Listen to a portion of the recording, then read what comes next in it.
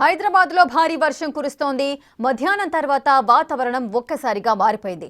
LB Nagar, Nagole, B N Reddy Nagar, వనస్థలిపురంతో పాటు హయత్ నగర్, అబ్దుల్లాపూర్ మెట్, పెద్ద అంబర్పేటలో భారీ వర్షం కురిసింది. హయత్ నగర్ వద్ద విజయవాడ జాతీయ రహదారిపై భారీగా వరద నీరు చేరింది. మోకాళ్ల లోతు నీరు రావడంతో వాహనదారులు, పాదచారులు తీవ్ర ఇబ్బందులు పడ్డారు.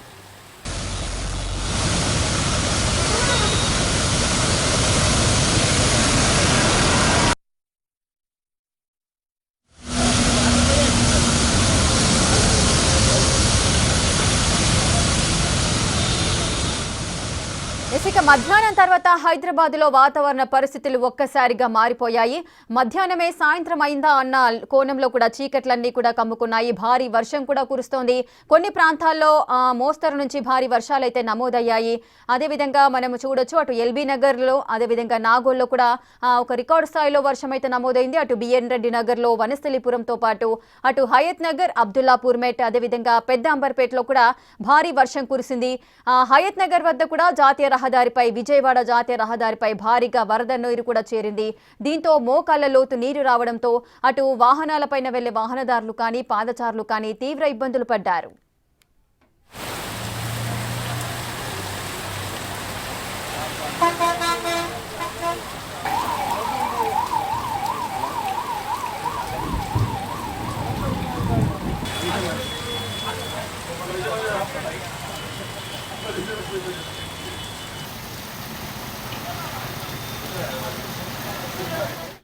ఇక పూర్తి డీటెయిల్స్ మా ప్రతినిధి విజయ్ హయత్ నగర్ నుంచి లైవ్ లో అందిస్తారు. విజయ్, హైదరాబాద్ లో ఉన్నట్టుండిగా ఇంత భారీ వర్షం నమోదు కావడానికి గల కారణాలేంటి? వాతావరణ నిపుణులు ఏం చెప్తున్నారు? ఎస్ రేఖ, ఒక్కసారిగా మధ్యాహ్నం నుంచి కురుస్తున్నటువంటి వర్షాల కారణంగా పూర్తిగా హయత్ నగర్ అంతా కూడా నీట మురిగినటువంటి పరిస్థితి అయితే కనిపిస్తా ఉంది. ప్రజెంట్ చూసుకోవచ్చు, మనము హయత్ నగర్ సివిల్ కోర్టు వద్ద అయితే ఉన్నాము. పూర్తిగా నా మోకాళ్ళ లోతు వరకు కూడా నీళ్ళైతే వస్తూ ఉన్నాయి. ఒక్కొక్కటిగా కాదు, పూర్తిగా ఇటు సివిల్ కోర్ట్ అంతా కూడా ఇదంతా నీట మునిగినటువంటి పరిస్థితి కనిపిస్తూ ఉంది. రోడ్డుతో పాటు అలాగే ఇక్కడ ఉన్నటువంటి డిపో ఏదైతే హయత్ నగర్ డిపో ఉందో, డిపోలో కూడా పెద్ద ఎత్తున వరద ఉధృతి అయితే కొనసాగుతున్నటువంటి పరిస్థితి కనిపిస్తూ ఉంది. విజువల్స్ లో చూడొచ్చు, ముఖ్యంగా ద్విచక్ర వాహనాలపైన వస్తున్నటువంటి వారు కావచ్చు, సో ఇటు ఆటోలో ప్రయాణిస్తున్నటువంటి వారు కావచ్చు, పూర్తి ఇబ్బందులకు గురవుతున్నటువంటి పరిస్థితి అయితే కనిపిస్తూ ఉంది. సో మనం అసలు మోకాళ్ళ వరకు కూడా నీళ్ళని చూస్తూ ఉన్నాము. ఇంత పెద్ద ఎత్తున ఇక్కడ ఎప్పుడు కూడా వరద ఆగలేదంటూ కూడా ఇక్కడ ఉన్నటువంటి స్థానికులు అయితే చెప్తా ఉన్నారు.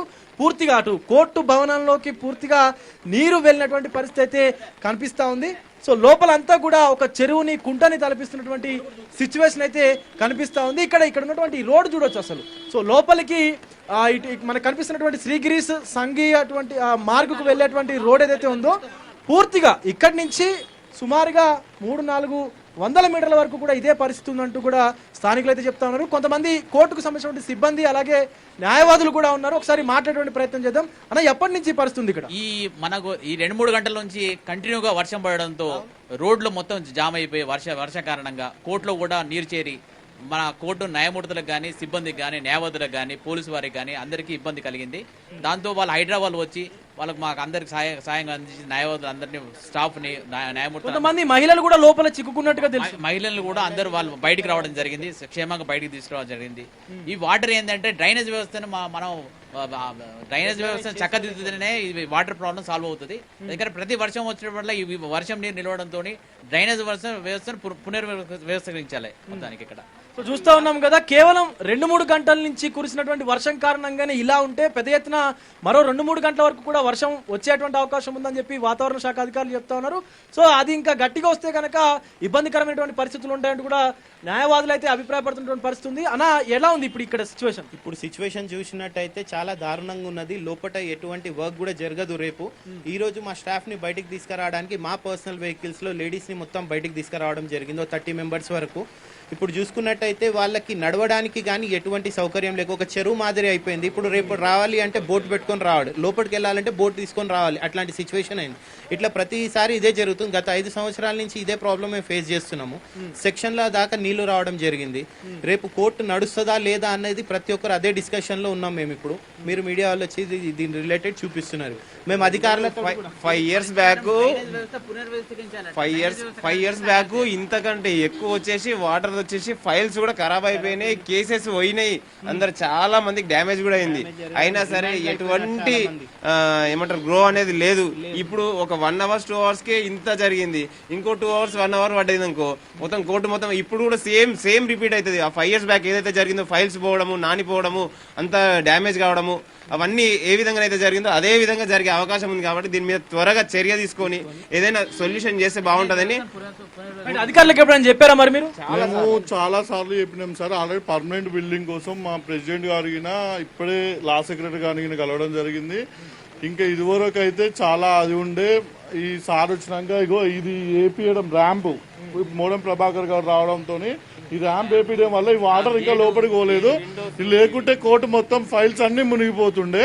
ఇక ఇది అంతో ఎంతో వర్షాలు వస్తాయనే ఉద్దేశంతో ఒక 1 month బ్యాక్ ఇది వేపించింది ఇదంతా హైట్ ఈ ప్రభాకర్ గారు. సో ఇప్పుడు డ్రైనేజ్ సిస్టమ్ సరిగా లేదు అంటూ చెప్తా ఉన్నారు. మరి ఎప్పుడైనా అధికారుల దృష్టికి తీసుకెళ్లారా? దృష్టికి తీసుకెళ్ళాం మేము. అధికారుల దృష్టికి తీసుకెళ్ళి వాళ్ళు డ్రైనేజ్ వ్యవస్థను మారుస్తా అని చెప్పారు. ఆ డ్రైనేజ్ వ్యవస్థను పర్మనెంట్ గా నీళ్లు పోయే విధంగా మార్చాలి దాన్ని. ఇప్పుడు గత 5 సంవత్సరాల నుంచి కూడా ఇదే అంటే ఇది ఇట్లనే ఉంది సిచ్యువేషన్ అంటున్నారు కదా. చెరువు ఉండడంతో ఇబ్బంది అవుతుంది. చెరువు ఉండడంతో మన వాటర్ అంతా ఇల్లు కట్టడంతో, కాలనీలో ఇల్లు కట్టడంతో వాటర్ అంతా బ్లాక్ అయిపోతుంది. ఏదైతే డ్రైనేజ్ లైన్ ఉందో దాన్ని కరెక్ట్ గా పునర్వ్యవస్థీకరిస్తేనే వాటర్ ప్రాబ్లం పోతుంది మనకి. మెయిన్ ఓపెన్ చేసినా సరే, మెయిన్ హోల్ ఓపెన్ చేస్తే మొత్తం కోర్టులో ఇంకా నీళ్ళు రావడం జరుగుతుంది. సో దాని రిలేటెడ్ మేము హైదరాబాద్ వాళ్ళకి మెయిన్ హోల్స్ ఓపెన్ చేయొద్దు అని చెప్పినాం. ఎందుకంటే ఇంకా చెరువులాగా అయిపోతుంది లోపలికి చూసుకున్నట్టయితే. ఈసారి అయితే ఇప్పుడైతే ప్రస్తుతానికి సెక్షన్స్ వరకు వెళ్ళలేదు. ఇప్పుడు సెక్షన్ లోపలికి కూడా నీళ్ళకి వెళ్ళే ప్రమాదం ఉన్నది.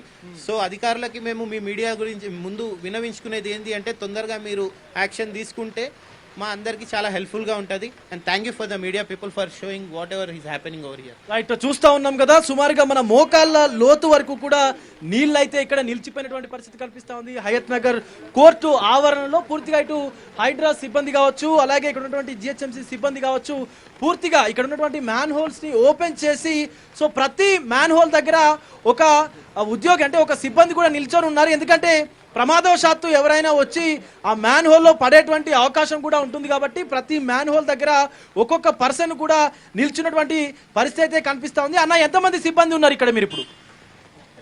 ఇక్కడ 4-5 టీమ్స్ ఉన్నాయి. రైట్, సుమారుగా 4-5 టీంలు కూడా ఇక్కడైతే పనిచేస్తున్నటువంటి సందర్భం అయితే కనిపిస్తా ఉంది. సో మనం చూస్తా ఉన్నాము పెద్ద ఎత్తున డ్రైనేజ్ వ్యవస్థ కూడా ఇక్కడ ఫెయిల్ అవడంతో కోర్టు ఆవరణలోకి పూర్తిగా నీరు చేరుతుందంటూ కూడా స్థానిక న్యాయవాదులు అయితే చెప్తా ఉన్నారు పూర్తిగా. సో ఇక్కడ ఒక ర్యాంప్ అనేది కట్టకపోయి ఉంటే, గతంలో ఈ యొక్క ర్యాంప్ కట్టించడం వల్లనే పూర్తిగా నీరు అనేది కొంత బయట ఉంది, కానీ లేకపోతే పూర్తిగా లోపలికి వెళ్ళేటువంటి అవకాశం ఉండేది అంటూ కూడా చెప్తా ఉన్నారు. సో మనక్కడ మనుషులు కనిపిస్తా ఉన్నారు, చూడొచ్చు పూర్తిగా మోకాళ్ళ లోతు నీళ్ళు అయితే కనిపిస్తా ఉన్నాయి. పూర్తిగా మనం చూడొచ్చు అసలు ఒక చెరువులోకి ఒక కుంటలోకి దిగుతున్నామేమో అన్నటువంటి పూర్తిగా అనుభూతి అయితే కలుగుతా ఉంది. సో చెట్లు కావచ్చు, అక్కడ ఉన్నటువంటి బైక్స్ చూడొచ్చు, 2-వీలర్ అయితే పూర్తిగా అక్కడ నీళ్ళలోనే మునిగిపోయినటువంటి దృశ్యం కనిపిస్తా ఉంది.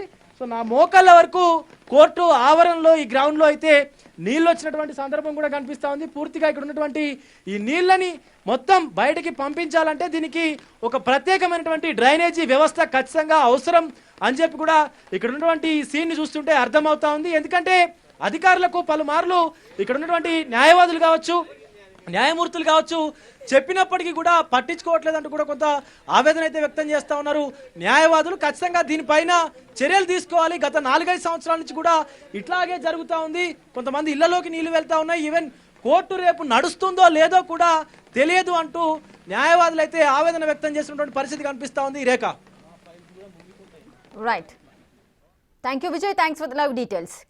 రైట్, ఇక హైదరాబాద్ లో భారీ వర్షం అయితే కురుస్తోంది. అటు మధ్యాహ్నం తర్వాత వాతావరణం అంతా ఒక్కసారిగా మారిపోయింది. ఇక ప్రాంతాల వారీగా చూసుకున్నట్లయితే అటు ఎల్బీ నగర్, నాగోల్, బిఎన్ రెడ్డి నగర్, అదేవిధంగా వనస్థలిపురంతో పాటు అటు హయత్ నగర్ లో కూడా భారీగా వర్షం నమోదైంది. అటు కోర్టు పరిసర ప్రాంతంలో కూడా భారీగా వరద నీరు చేరడంతో మోకాళ్ల లోతు నీరు చేరి అటు పాదచారులు కానీ వాహనదారులు కూడా చాలా ఇబ్బందులు పడుతున్నారు.